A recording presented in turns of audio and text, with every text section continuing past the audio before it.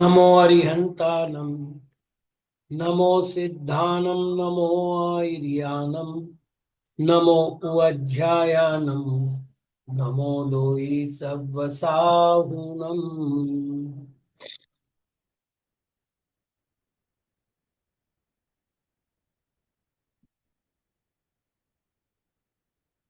तस्य भावः, अर्थात उसका भाव, इस अर्थ में शब्दों के साथ शय प्रत्यय भी लगता है। जब शय प्रत्यय लगता है तो संयोग के काल में केवल यकार शेष रहता है।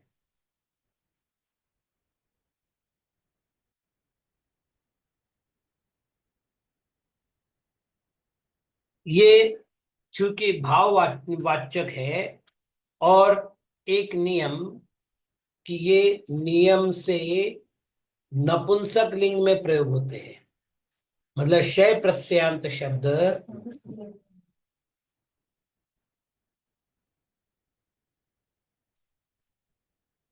नियम से नपुंसक लिंग में प्रयुक्त होते हैं।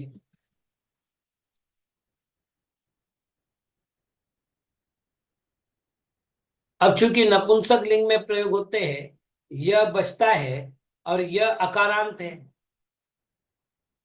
इसलिए सरल सरल कहेंगे कि इसके रूप ज्ञान के समान बनेंगे।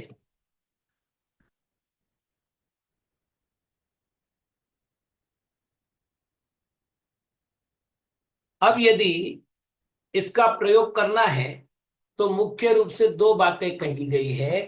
एक गुणवाचक शब्द होना चाहिए,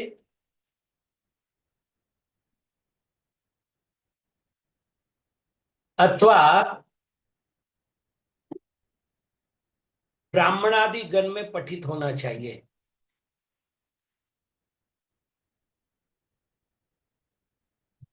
कल जैसे मैंने कहा था कि क्या हुआ, कल जुड़ादिगण बताया था जी।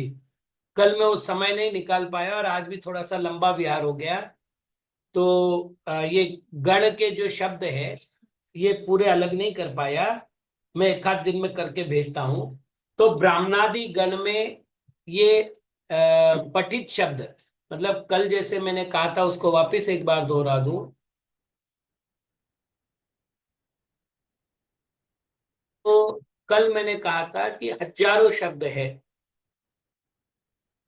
सबसे मतलब शब्दों की अपेक्षा समृद्ध भाषा यदि कोई कही जाए तो वह संस्कृत भाषा है।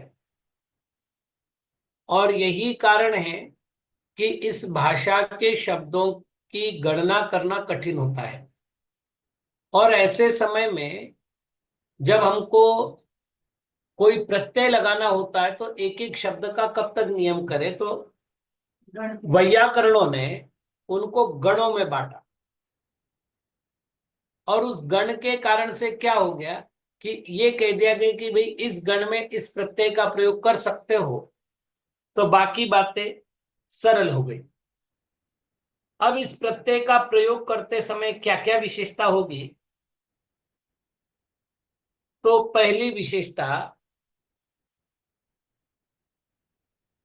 पूर्व मूल शब्द के प्रथम स्वर की वृद्धि होती है।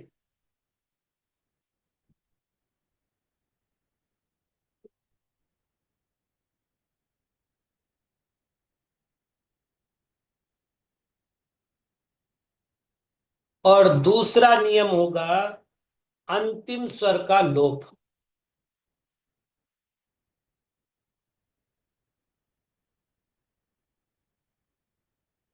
विशेष बात यह है कि यदि जैसे अपन ने कहा कि ये पुल्लिंगी है, नपुंसक लिंगी है, यदि हमको इसे स्त्रीलिंग में प्रयोग करने की आवश्यकता पड़े तो साथ में नियम से गिश प्रत्यय का प्रयोग करना चाहिए,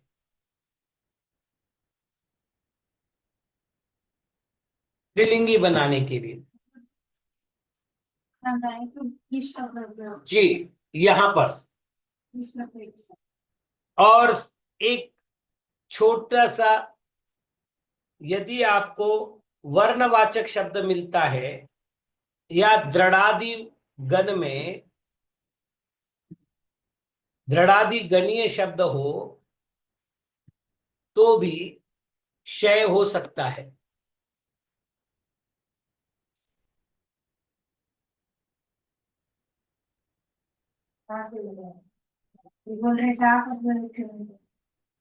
मैं करता हूं।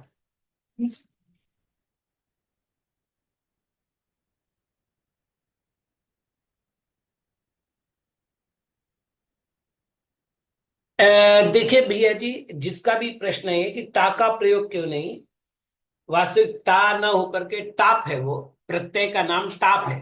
ता तृतीय विभक्ति का वचन है। याद रखिएगा, संस्कृत में कुछ विशेषताएं पाई जाती है। तो यदि टा है तो ये तृतीया है, और टाप है तो स्त्रीलिंगी प्रत्यय है।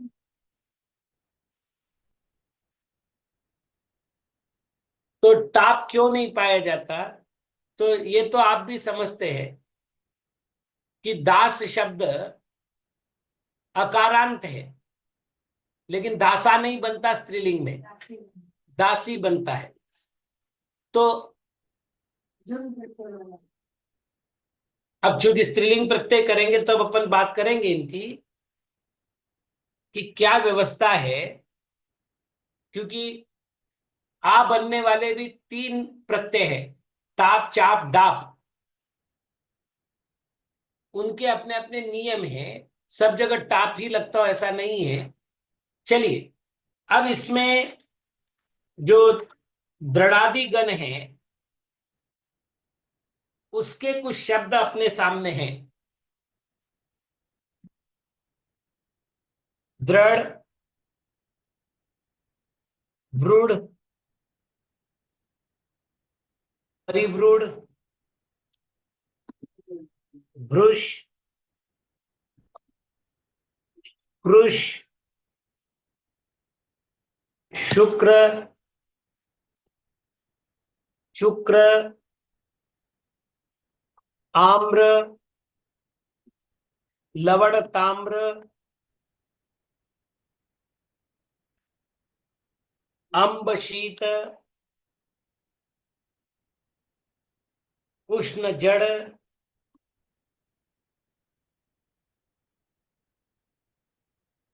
बधिर पंडित,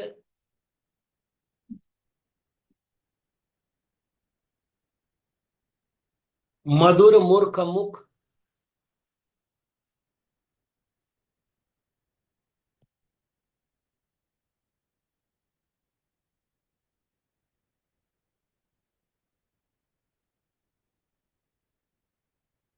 बाल, तरुण मंद, स्थिर बहुल,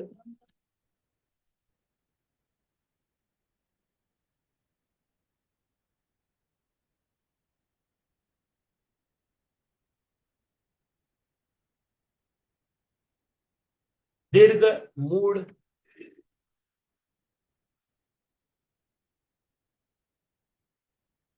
आकृष्ट। ये जो शब्द है, चूंकि ये दृढ़ है आदि में, इसलिए इस गण का नाम पड़ा दृढ़ादि गण। हाँ, इतने शब्द बताए गए हैं।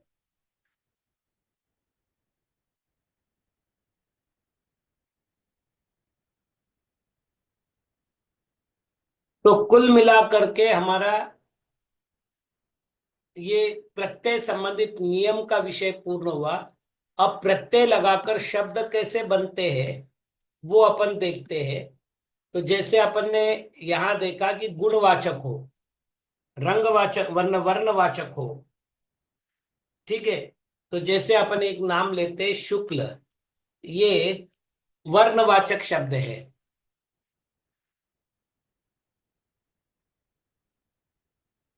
तो इन्होंने पहला नियम क्या किया था, तो पहला नियम दिया था प्रथम स्वर की वृद्धि करनी है। प्रथम स्वर की वृद्धि और अंतिम स्वर का अभी एक एक नियम लगावे। प्रथम स्वर की वृद्धि करनी है तो हम प्रथम स्वर की वृद्धि कर लेते हैं। तो यहां पर उ बराबर औ हो गया, तो ये बना शौक्ल धन शय प्रत्यय का अपन यकारी लिखे। फिर दूसरा नियम क्या था? अंतिम वर्ण का लोप, अंतिम स्वर का। तो ये हो गया शौक्ल धन य, अब ये बना शौक्ल्य। और जब शौक्ल्य बना तो चूंकि अब नपुंसक लिंग बनाना है तो अपन एक शब्द बना ही लेते हैं। तो यहां पर हमें जो प्रयोग करना होगा वो प्रयोग करना होगा शौक्ल्यम। जैसे ज्ञानम ज्ञाने ज्ञानानि प्रथमा। अब हम क्या करेंगे, इसके बाकी रूप बना लो। जैसे ज्ञानम ज्ञाने ज्ञानानि प्रथमा, तो यहां कहेंगे शौक्ल्यम शौक्ले शौक्ल्यानि प्रथमा, शौक्ल्यम शौक्ले शौक्ल्यानि द्वितीया। ठीक। और बाकी पुल्लिंग पुल्लिंग राम के समान बाकी शब्द तो बनते ही बनते हैं। तो इस तरह से बाकी में कोई दिक्कत नहीं आएगी। आगे बढ़ते हैं। 3:30 बजे तक मेरी क्लास है, फिर बैठते हैं।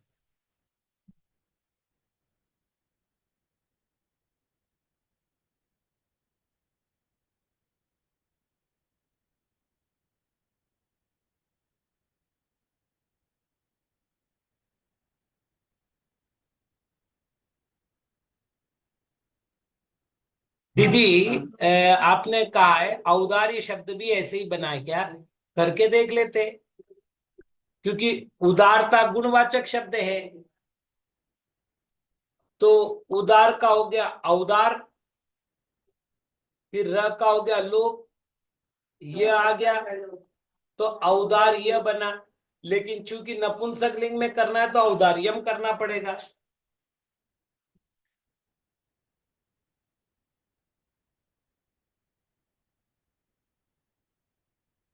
दुग्धम का दौग्धम बनेगा।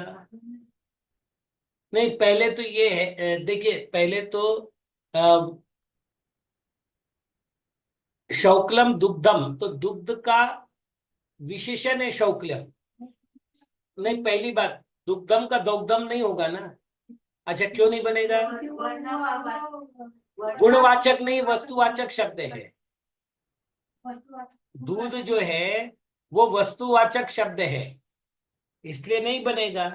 शोक्लम शाटिका ऐसा बनेगा ना। ठीक है, शौक्लम शाटिका नहीं बनेगा फिर, क्योंकि शाटिका स्त्रीलिंग है। हाँ, तो ये स्त्रीलिंग गिश प्रत्यय लगाना पड़ेगा शुक्ला शाटिका ना। देखिए, फिर वर्णवाचक में टाप प्रत्यय लगाना है तो शुक्ला बनेगा, लेकिन शौक्ल्य नहीं बनेगा। फिर यदि शौक्ल्या बना तो शौक्ली बनेगा। गिश प्रत्यय लग करके क्या होगा? हाँ, तो पहले ये शश लगा के फिर गीश लगाना पड़ेगा।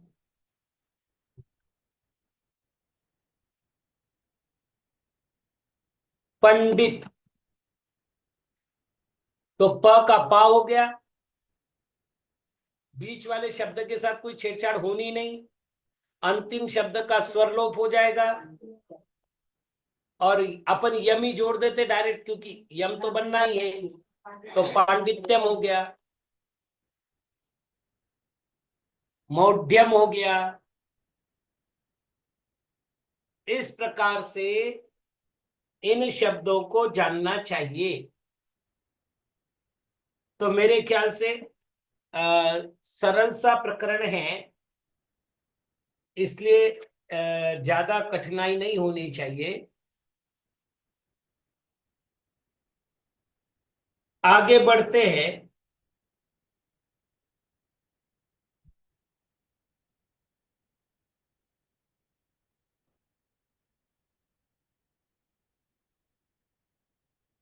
कल के प्रकरण में एक विषय को अपन ने अधूरा छोड़ा था। एक सूत्र मिलता है और ये अनेक प्रत्ययों में काम आएगा। प्रिय यदि आपको प्रयोग करना है तो उसके स्थान पर प्र होगा। स्थिर शब्द का प्रयोग करना है तो उसके स्थान पर स्थ होगा। स्थिर का प्रयोग करना है तो उसके स्थान पर स्थ होगा। उरु का प्रयोग करना है तो उसके स्थान पर वर होगा। बहुल का प्रयोग करना है तो उसके स्थान पर बही होगा।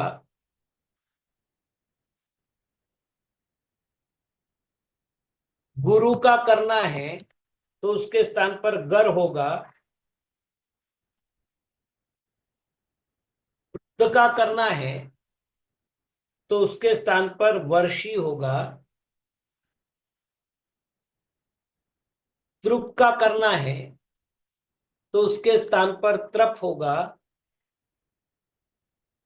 ये आदेश है। जी।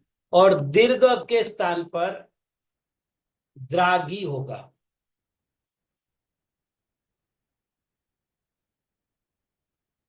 आदेश है। ये आदेश है। कल जैसे अपन ने ये अंतिम शब्द देखा था गुरुधन इमन, तो यहां देख लीजिएगा गुरु के स्थान पर आदेश क्या है? गर। तो हमने गर आदेश कर दिया और इमन प्रत्यय लगा दिया और गरिमन बनाया था।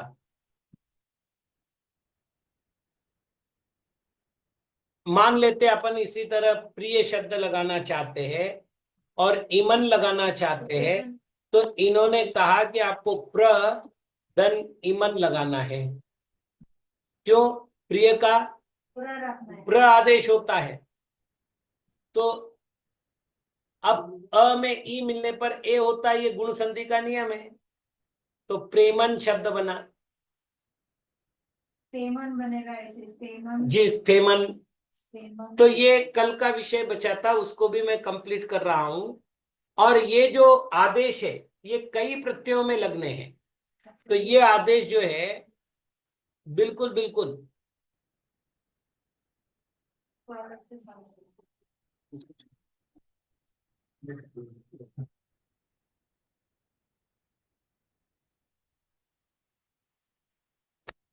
छोटे छोटे कुछ प्रत्ययों की बात करते हैं अपन। तो एक प्रत्यय अपने सामने आता है तरप।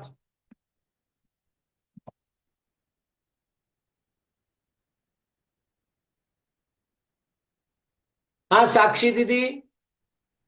नमोस्तु गुरुदेव। गुरुदेव, प्रिय आदि शब्दों को प्र आदि आदेश किन किन परिस्थितियों में होगा?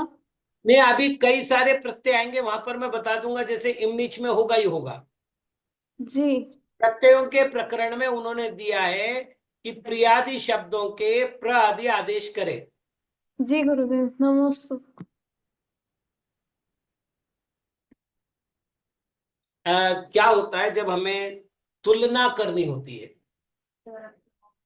तो कई ऐसे शब्दों की आवश्यकता पड़ती है जो तुलना बतावे। तो यदि दो में तुलना करनी होती है और दो में से किसी एक को श्रेष्ठ अथवा कनिष्ठ बताना होता है, तो या तो तरप का प्रयोग होता है या ईयसुन का प्रयोग होता है।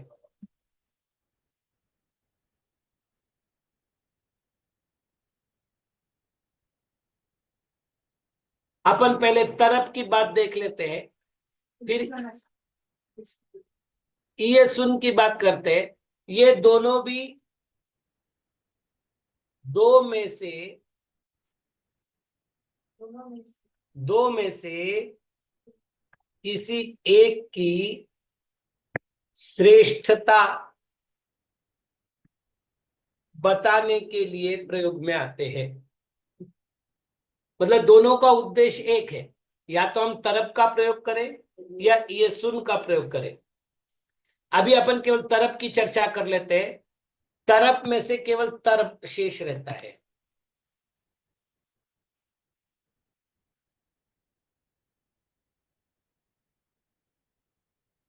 ये जो तरप प्रत्यय है ये सामान्य शब्दों के साथ भी लगता है या गुणवाचक शब्दों के साथ भी लगता है।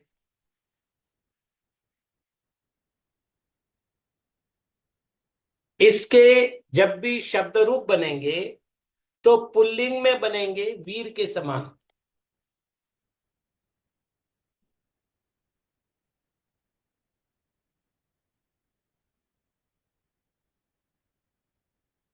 स्त्रीलिंग में बनेंगे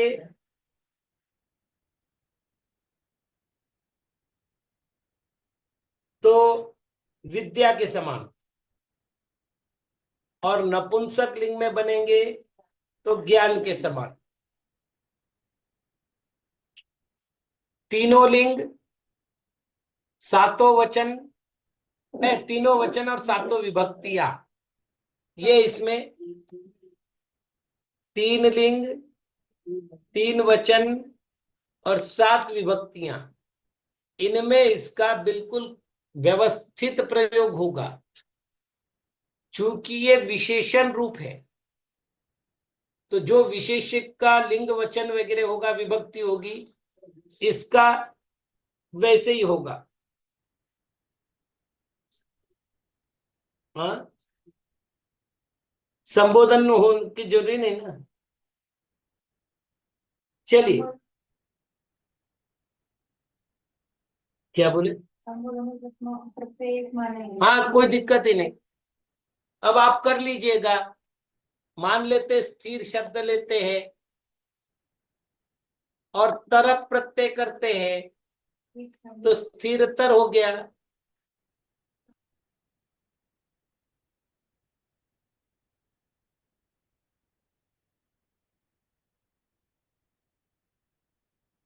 तरफ में इस प्रकार की कोई व्यवस्था नहीं है। केवल प का लोग बोल रहा है।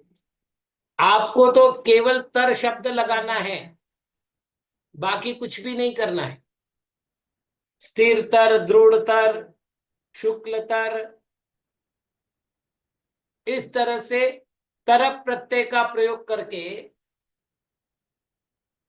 विशेषण बनेगा, वो विशेषण के अनुसार से। बिल्कुल बिल्कुल। अब यदि यही स्त्रीलिंग हो, स्थिर तरा,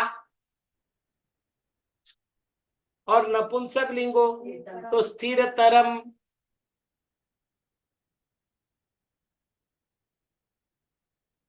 तो ये हो गया। मतलब ये भी एक प्रत्यय पूरा हो गया। अब उदाहरण चाहे आप जितने लगा लो, है ना। जैसे तीनों लिंग बना। जैसे मान लेते हैं कि राम, रामः श्रेष्ठतरः राजा अस्ति। दो में तुलना। अरे ठीक है ना।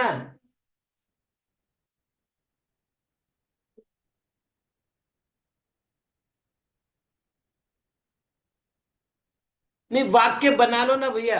जैसे श्री कृष्ण से राम प्राचीन है तो श्री कृष्णात् रामः प्राचीनतरः। अब अस्ति करो तो करो, नहीं करो तो भी चल जाएगा, कोई दिक्कत नहीं है। मतलब इस प्रत्यय के कारण से वाक्य में कोई अंतर आता हो ऐसा नहीं है। यहाँ पर राम है इसलिए प्राचीन कर हुआ, विशेष का प्रयोग हुआ ना। श्री कृष्ण से प्राचीन है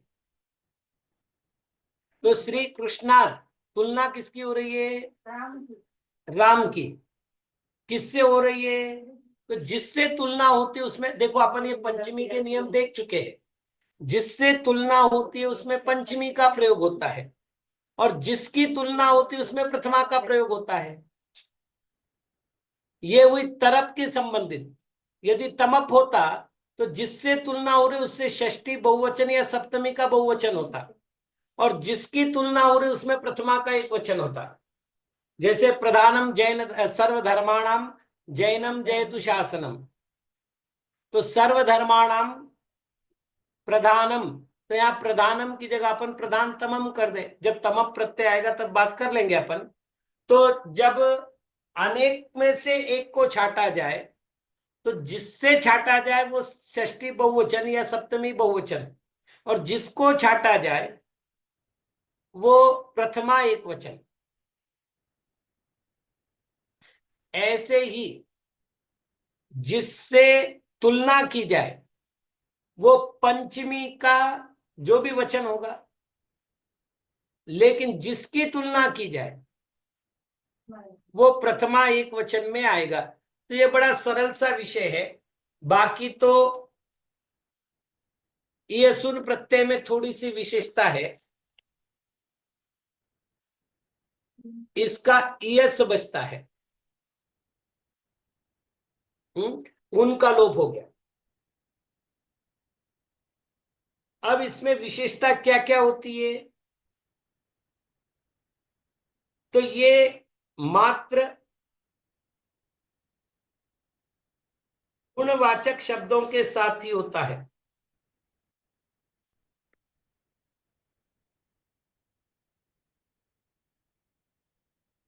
इसका प्रयोग मात्र गुणवाचक शब्दों के साथ ही होता है। पुल्लिंग में इसके जो रूप है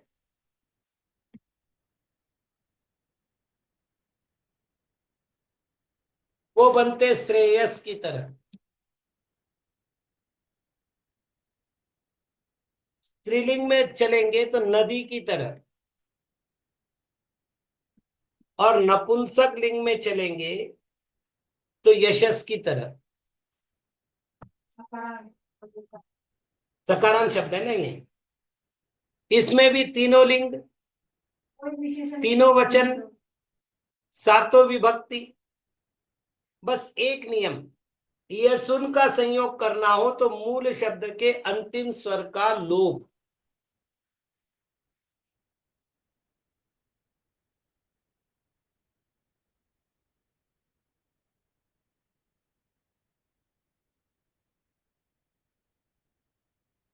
अब अपन देख लेते, गुणवाचक शब्द ही चाहिए, ठीक है ना। तो अपन गुणवाचक में ले लेते श्रेष्ठ।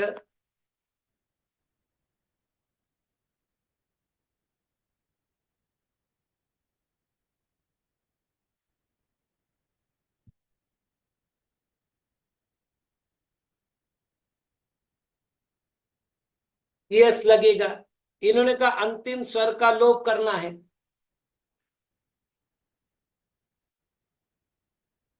तो अंतिम स्वर का लोप कर देते हैं।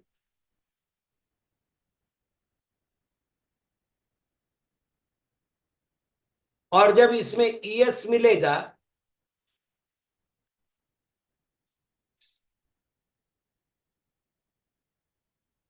बस अब एक नियम थोड़ा सा ध्यान रखना है। कौन सा? पिछला वाला ले आओ। प्रिय का प्र, स्थिर का स्थ, वो नियम यहां लगा दो। तो अपन प्रिय कर देते, प्रिय देन ईएस, ईएस सुन की जगह ईएस ही करते। तो हमको करना क्या है, प्र रखना है और ईएस करना है। अब चूंकि यहां पर आदेश हुआ है तो प्रेयस बनेगा। जी आदेश के स्थान पर प्रेयसी, प्रेयसी होता है ना, प्रेयसी। प्रेयसी होता है ना।